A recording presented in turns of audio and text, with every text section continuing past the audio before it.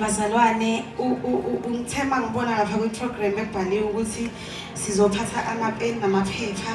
So before ngiyezwini ngicela nje siwakhiphe lawo mapeni namaphepha. Mawukuthi awuliphethe-ke ngicela ukhiphe ifoni yakho-ke uvule unotepad. Notes la ubhala khona kodwa. Emini nje yantambama sizo-challenge nje uNkulunkulu. Ngicela nje usakhipha ubhale Nkosi yami ngicela ukubingelela Mama Hadebe bese kuba uMama uSikhukhukazi. Hawu siyabonga kakhulu into esenzele yona ekseni iyamangalisa. uNkulunkulu akubusise. Siyabonga mama usilandela omama abagcwele amandla abazosifundisa ngezinto thina njengamantombazane okumele sizazi khona phakathi ebandleni bazalwane. Siyabonga simshayele umzathu mama ngokusihlathulele enkulu kakhulu. Haleluya. Mama uSikhukhukazi ngiyakubingelela mama wami Dlokovu. Ngiyakubingelela. Haleluya. Sizobhala ke uzobhala nje izicelo zakho.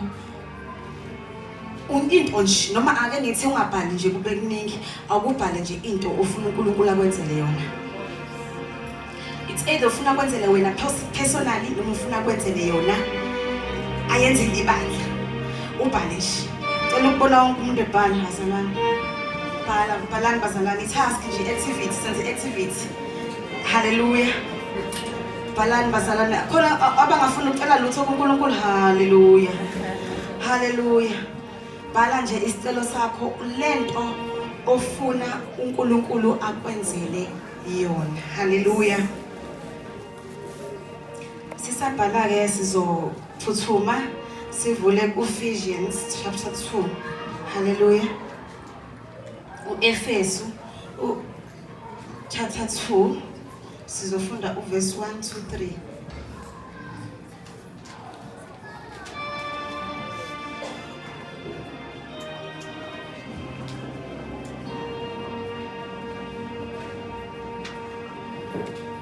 Haleluya. Sengiqedile ukubhala bazalwane. Amen. Ngisabhizi. Hayi inde le list. Haleluya.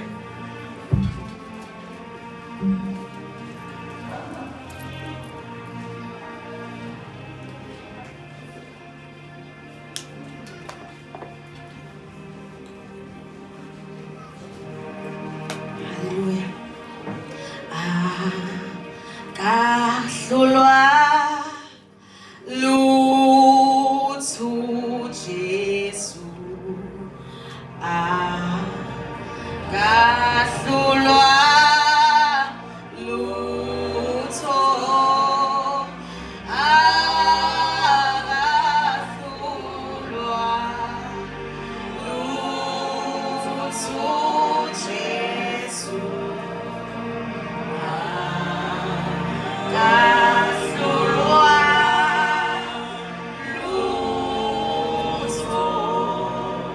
Haleluya. Elozongifundela ngesizulu. Haleluya. Uverse 1 to 3.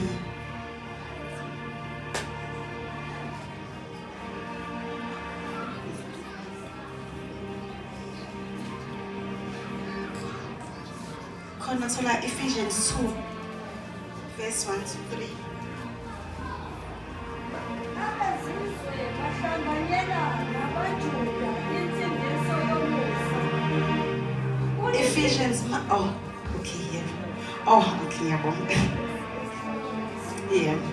Uniphilisile nani enanifile ngeziphambeko nangezono zenu enanikade nihamba kuzo ngokwendlela yalelizwe ngokombusi wamandla omkhathi ongumoya osebenza kubantwana bokungalaleli esasikade sihamba phakathi kwabo sonke ezinkanukweni zenyama yethu senza intando yenyama neyengqondo ngemvelo sasingabantwana bonaka njengabo abanye.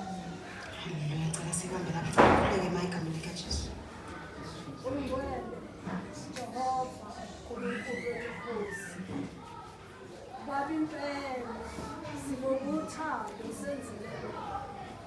sibonga umusa siyakhunjuzwa namhlanje Nkosi ukuthi sasingabomlanga sasingafanele umusa wakho kepha ngenxa kaJesu Kristu senziwa saba seduze uNkulunkulu wethu oyingcwele.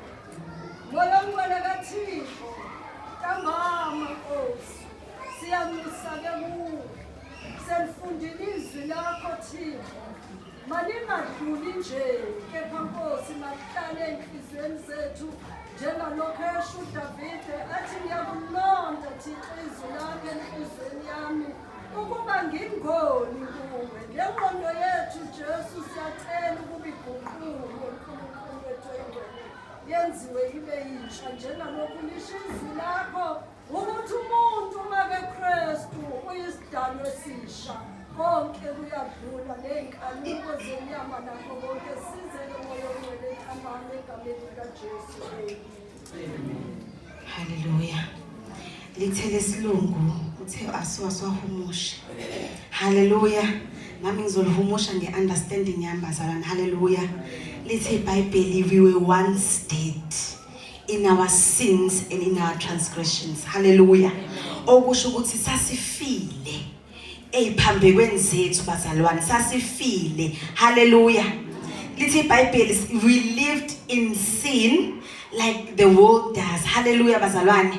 Angithi nike nibone bazalwane ukuthi kulula kanjani ukuphila nje ezweni.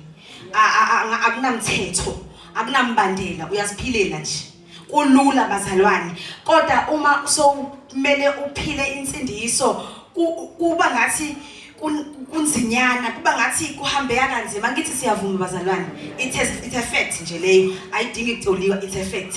Leli side lekangala kungathi lilula nje. It's an easy thing to do ukuthi uyiphilele nje. Ungabi namthetho uyihambele uzenzele noma yini. Lithi iBhayibheli we used to live like that, like the world, exactly like the world does. Hallelujah. Ngizofika ke lapho ukuthi kanjani. Hallelujah. Lithi iBhayibheli sasilandela inkanuko zethu. Hallelujah. Lithi ngithanda ngelesizulu lithi esesikade sihamba phakathi kwabo sonke einkanukweni zenyama senza intando yenyama neyengqondo. Hallelujah. Hallelujah. Kuyenzeka bazalwane ukuthi ube umzalwane ngoba I'm sure hlase masicabanga indaba yenyama neyengqondo sicabanga inkanuko sicabanga hlase imbizo nezinkulu. Ake sibuye nje size kubazalwane. Sikhulume ngomuntu ofika ukhuleke umkhuleke uNkulunkulu ushumayezwe bese uyakhuleka nawe ekhaya but the minute uphuma lento ade uyikhulekela bese uyaqala uyayicabanga manje awusayicabangi ngalendlela ade uyikhuleka ngayo uthi inkosi ngiyabonga ukuthi usungenzelile usuyicabanga ngokuthi kodwa khona leya CVF engihambise ngizowuthola ni wamsebenzi wani siyakubuza ke ingqondo so uphile entandweni yenyama ufika ukhuleke hawu inkosi ngiyacela leya moto uyabona isekunzima ukutravela bese usuqedile usuhamba usubheke emsebenzini bese iyabuya ingqondo ukuthi kodwa ibank balance yama yisho njena khona imoto shuthe zosibanibani. Hallelujah. Ukuphila engqondweni lokho ukuphila enyameni. Hallelujah bazalwane. iBhayibheli namhlanje uthi uNkulunkulu asizokhumbuzana nje ukuthi noma sihamba ngokwenyama siphila ngokwenyama. Hallelujah. Lithi iBhayibheli noma sihamba ngokwenyama siphila ngokwenyama kodwa izimpi esiyilwayo asizili ngokwenyama. Hallelujah bazalwane. NgelesiNgisi lithi though we walk in the flesh, though we live in the flesh. Hallelujah. Yes. We do not wage war in flesh bazalwane. Hallelujah. Lithi iBhayibheli the weapons of our warfare ikhali zempi yethu bazalwane are not carnal. Akuzona ezasemhlabeni. Angithi ngithe kulula uhambe emhlabeni. Yonke into easy. Noma sihamba khona ke emhlabeni kodwa masihlangabezana nezimpi asenzi njengabasemhlabeni ngoba izimpi thina sizilwi njengabasemhlabeni. Hallelujah. Angithi phela masizoya ku-interview abasemhlabeni kulula ukuthi bahambe bophelela befake izinto lezo bayifakayo kuma CV kodwa thina senzi kanjalo bazalwane. Hallelujah. Ngoba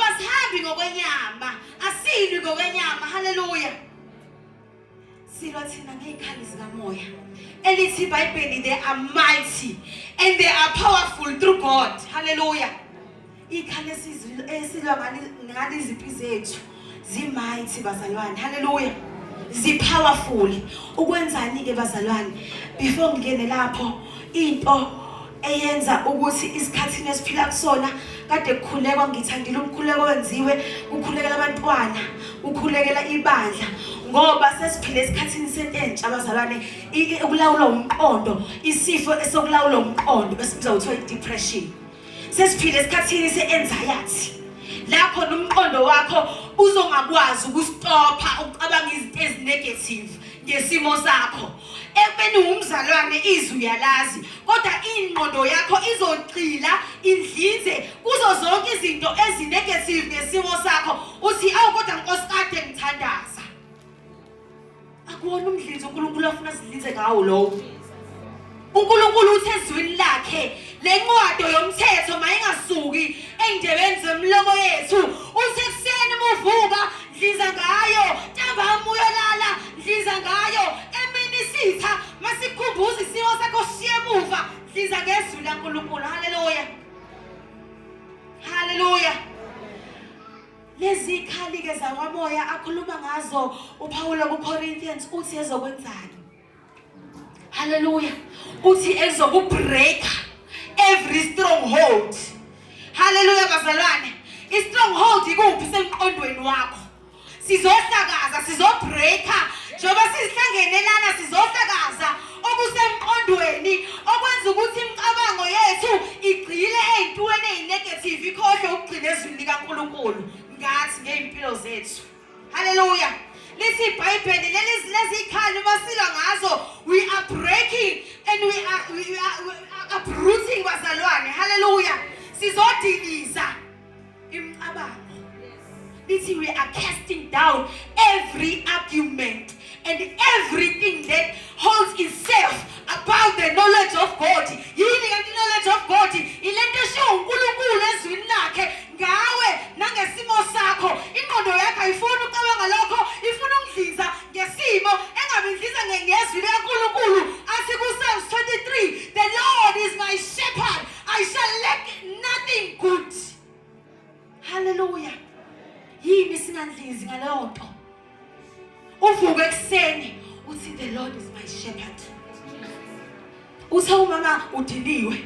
Kudingeka ukuthi sibe naleyo attitude bazalwane yokudinwa ngezimo zethu. Uma siyocela kuNkulunkulu singayi sithi kodwa Nkosi khona wenze example izolo wathi ufike ucela i-oso fuba bona bangena amakhelwane usuthi Nkosi wazo usisa kamakhelwane. No, you go to God and you present your case. You said to God ingo wakho uthe konke sicelayo uma sicela egameni likaJesu unamandla ukuthi usenzele khona uma sikholwa. So icondition yami engivimbile ukuthi ngibe nalento engifunayo ukholwa bazalwane. Akusiyona imali, akusiyona ibank account yakho, akusikhona ukuthi uqhamukaphi. Into eyodwa between lento ebhale phansi njengamanje nawe ukukholwa ukuthi sikhona, hayi ukuthi uzokwenzela isikhona. Haleluya. Asikholele bazalwane ukuthi usazo. Sikholele ukuthi usenzile. Haleluya. Usekwenzile. Lithi iBhayibheli uma ukholwa usunayo. Khona into ke eyenziwa ingqondo bazalwane. Umqondo uma register information awunandaba nokuthi true noma i-false. Usiswethu lapha ufike wazi ukukhuluma lapha into yokuqala ishiyo ngaye uthe ngimuhle. Haleluya.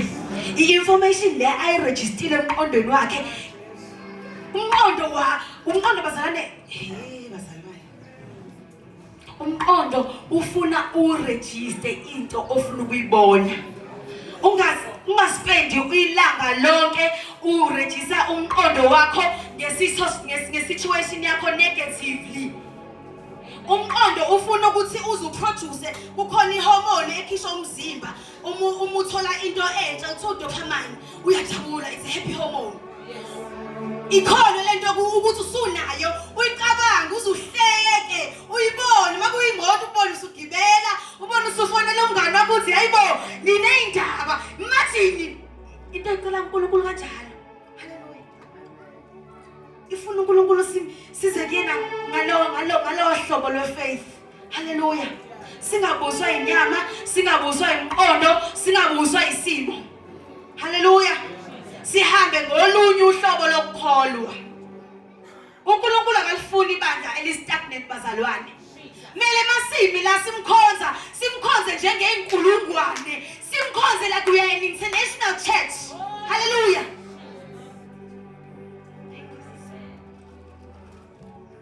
Hallelujah.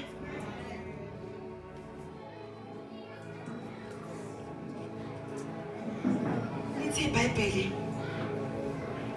we need to hold our thoughts into captivity. Sibambe imqondo yethu. Sibambe bazalwane. Mawusukhulekile wayibonga into, ubambe umqondo, ugcwalise ngezwi likaNkulunkulu. Hallelujah. Uma ubona ukuthi hayibo asikashintshi lesi simo, uthi amabhongo nengonyama kuba buthakathaka kuyalapha. Kodwa abaphephela kuwena, kodwa abathembela kuJehova basoze baswela lutho. Hallelujah. Lithi ngesingisi, the lion they grow weak and they grow hungry. But those who trust in the name of the Lord, they will lack nothing. Live like you lack nothing, bazalwane. And uzobona the abundance of God in your life. Hallelujah. Live like you go tell us sekukhona. Hallelujah. Umqondo ufuna suyise ku Philippians 4 chapter 8 verse 8 sorry bazalwane. Athi uPaula, everything that is beautiful, everything that is excellent, everything that is pure, everything that is mighty, that is worthy of praise. Mudlinza wena sukwini lakho udliza ngezinto ezipure. Udliza yini ngezinto ezi-honored. Noma udliza ngezimo engabe kade wayishiya lapha e-altar khathi uletha uzokwamukela uJesu. Uthi ke verse 4 la sifunde khona. Sengizohlala phansi bazalwane. Ephesians verse 4 bazalwane. Ngifuna nge-NLT bazalwane. That's why I'm going back. Also verse 4. But God. Angithi thina sebesifile silawula ingqondo zethu. Lithi iBhayibheli but God. Hallelujah. Awutshela wakhe ukuthi but God. Hey, but God. Hallelujah. But our God is so rich in mercy, in grace. Hallelujah. Amen. But our God is so rich, bazalwane. Angagcini lapha ekwa rich in mercy. Lithi iBhayibheli, and he loves us so much. Imagine uthando nalo for ingane yakho. Imagine uthando umzali wakhe nalo ngawe. OlukaNkulunkulu lungaphezulu. Okusho ukuthi musuyilethile leyo nto oyicelayo noma oyifisayo kuNkulunkulu, because God loves you so much. He has no reason ukuthi angakwenzeli yona. Lithi iBhayibheli sifile sinjalo, he gave us life when he raised Christ from the dead. Hallelujah. Sanikeza ukuphila bazalwane. Lithi nanoma sindisiwe akusikhona ukuthi usindisiwe ngoba nakho uzalelwe ekhaya elunobafundisi noma uzalelwe ekhaya elikholwayo. Lithi iBhayibheli nanoma sindisiwe ingoba umusa waNkulunkulu. Lo musa kubugcwele kuNkulunkulu, and uNkulunkulu ufuna ukusenzela nanoma yini esicelayo egameni lakhe. Lithi iBhayibheli akagcinanga ngokusinikeza ukuphila. Lithi iBhayibheli, and then he raised us bazalwane. He raised us bazalwane, and he seated us with Christ in the heavenly realms. Hallelujah. Wasihlalisa eduze namakhosi emazulwini ukuze nathi sizonikezwa the same authority ekulizwi elithi iBhayibheli eqaleni wayekhona engulizwi konke kwavela ngaye. Okusho ukuthi nathi we are given the same power to use the same verse, the same Bible verses to declare and decree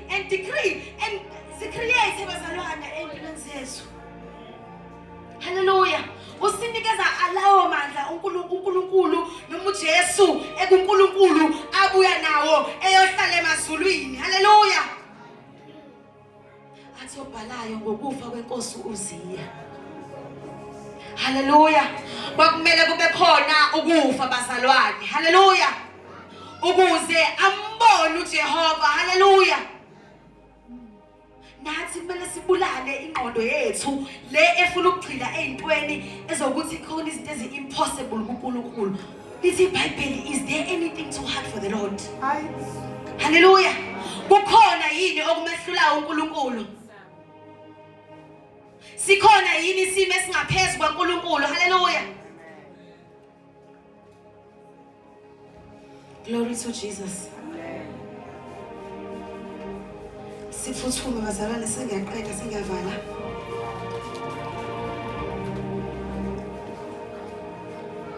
Siye ku chapter 3. Kunesimanga esilapha ku chapter 3 bazalwane. Uverse 10 athi uPaul icebo likaNkulunkulu ukuthi asebenzise ibandla ukuze abonakalise inkazimulo yakhe nobuhlakani bakhe. Hallelujah. Angithi phela bazalwane, njengoba nubona nje umhlaba, akekho umuntu owazi ukuthi uqalaphi. Akekho umuntu owazi ukuthi ugcinaphi. Akekho umuntu owazi ukuthi yini evimba ulwandle ukuthi lungangeni lumboza umhlaba. Akekho umuntu owazi ukuthi yini ngaphansi komhlaba esekela ukuthi singavoshoki. Hallelujah. But uNkulunkulu wawudala, listen iBhayibheli, he created umhlaba using his wisdom. Now the same God wants to use his wisdom. He wants to use us as a church to display that wisdom. Ufuna ukusebenzisa thina okusho ukuthi umakhelana wakho uma engakaze alifunde iBhayibheli, meyabona usizo phila nene aliboni iBhayibheli kuyena empilweni yakhe. uNkulunkulu ufuna ukwenza kanjalo ngeimpilo zethu bazalwane. He wants to use the church. Akafuni bazalwane ukusebenzisa izwe. Angithi ngithe eqaleni kulula ukuphila ezweni. Akafuni, ufuna laba abafuna ukulandela izwi lakhe, abafuna ukulandela umthetho wakhe, ebese display his wisdom. This is iBhayibheli kwenye i-translation. It's not just the wisdom, but the variety of his wisdom. It's the multifold. Okusho ukuthi ukuhlakani kaNkulunkulu angeke uqonde njengokuthi uqala la kulela lapha. Kunama-layers bazalwane ukuhlakani kaNkulunkulu. uNkulunkulu ufuna ukuhlukana kwakhe ngami. Ufuna ukuhluka ubuhlakani bakhe ngawe. Kodwa yinto emile phakathi kwalokho ukuthi simkholwe ukuthi sekwenzekile lokho okufunayo. Hallelujah. Ufuna ukushow off, sibenzile language esijwayele. uNkulunkulu iyodwa ufuna ukuyenza. Athi ngilifunde baba salami. God's purpose in all this. Chapter 3 kaEfesu verse 10. Uthi God's purpose in all this is to use the church to display his wisdom in rich variety to all the unseen rulers. Ufuna ukushow off kwabani? To rulers, yeah, and authorities. Hallelujah. In the heavenly realms. Ufuna ukushow off uNkulunkulu ngebandla. Ufuna ukushow off ngathi. Ufuna ukusebenzisa thina ukuze umhlaba uwazi ukuthi umuthatha uJesu khona into ezakwenzeka ngawe. Hallelujah.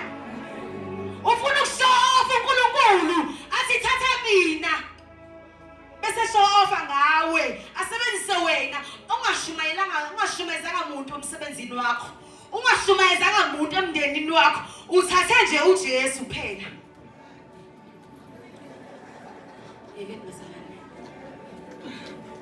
Hallelujah.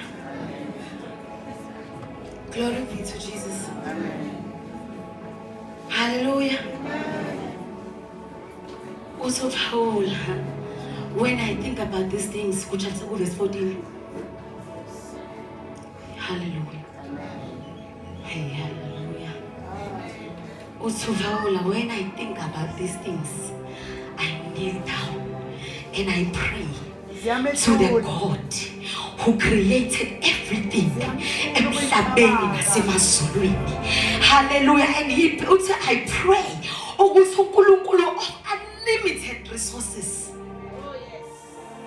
Ayikho resource uNkulunkulu anganayo. Ayikho uNkulunkulu into engaka akwazi ukuyenza. Ayikho uNkulunkulu into engakakusebenzise wena ayenze. Kubukwe iwisdom kaNkulunkulu kuwe. Ube isibuko. Njengoba umhlaba nje uyisibuko sikaNkulunkulu. Hallelujah. Athi yena uyazondla inyoni zezulu. Hallelujah. Hallelujah. Siya ku verse 20 senivala bazalwane. And let's say now all the glory to God who's able. Unjani uNkulunkulu bazalwane? Unjani uNkulunkulu wethu? He is able. Let's say Bible is able to do what? Lokho okuncane sicelile. Sikilisa silizweni. Ukuze sizobona ukuthi masicela kuNkulunkulu how far can we go? How deep can we go? Athi khona kule chapter athi I wish you can understand the depths. Ukujula kothando kaNkulunkulu ngathi. Uthi now to him who is able to do super abundantly. Oh yes. Awukubheke ilist yakho ukuthi is it super abundantly? Ilist yakho is it beyond imagination? Check your list bazalwane, bukani list. Vulani book list. Is it beyond your imagination? Niyamlimisa uNkulunkulu. Niyamlimisa uNkulunkulu. He is able to do super abundantly more than all we can dare to ask. Usacelile wena akakacabangi. Athi he can do more than you can think. Angani uNkulunkulu yena lo wathi ena hey bazalwane. Sazi samdasa uNkulunkulu. Kodwa ke namhlanje sizoqala phansi futhi sicele. Hallelujah. Sesicela ngaleyo authority ukuthi sesiyamazi lo uNkulunkulu ukuthi uma sibambile ingqondo zethu sathi hold them into captivity into the obedience of God. uNkulunkulu is able. Phela ma uhold your thoughts into the obedience of God is faith. You are called. Ukholwa ukudlula yonke into oyibonayo phambi kwakho. Bathi ena abayela ngwethu namhlanje udululo. uNkulunkulu ufuna sikhole lokho lokho. Bokubadululo. Uyikhola into ukuthi ikhola phambi kwakho omunye umuntu engayiboni. Hallelujah. He is able to do exceedingly abundantly above all we can dare to ask. Think. Hallelujah. Let's say Bible go amplify. It's infinite. It's beyond our greatest prayer. Wakukhuleka wena umkhuleko great, but still uthi uNkulunkulu mncane. Into oyicela lapho. Wazi kahle uthi awusebenzi. Kodwa ucela uthi inkosi mina ngicela isithabathaba somuzi stairs. Athi uyafika usathana zothi kanjani ngoba wena usebenzi. Our God is able. Shut it down first. My God is able to do exceedingly abundantly above all I dare to ask. Think. He is able. Oh, uNkulunkulu akahlulwa lutho. Imini engimlimithayo. Imini engicele kancane, imini engibonga kancane. Asimi futhi eceleni bazalwane. Singene kubongena ngithi ngithe ukuze izoproduceka leya hormone emzimbeni wakho. Ngeke ke sihlale stress lapho. Angeke sihlale stress lo mzimba, ngoba lo mzimba uhappy, udriver iX5 lo mzimba. Uyibona ngosami uyihambela ngesendero ekhehlezekelayo. Awuyiboni isendero mina mangena ngithi ya Jehova ayazi yayinhle. Le moto waze wakhazimula wethu Yesu. Waze wabukisa ngami ebantwini. Hallelujah. Angithi ngishilo ngathi ufuna ube udululo. Hallelujah. You are displaying God's bazalwane lezi zinto engikhuluma ngazo. Mhlasimbe emabandleni bayasaba ukukhuluma ngazo cabanga ukuthi yazezwe. Akusona ezezwe. Uthe Paul God has unlimited resources. Sizowasebenzisa kuphi ngale ekhaya? Kukhona abakhona nangale. Kukhona zakhona ngithi thiwa thina sibekela ama mention. Wena ujahe mention ngale ungakahlali ku mention ngapha. Lande yangapha ukuze uzobu practice ukuthi ngalena uzokwenza njani ku mention.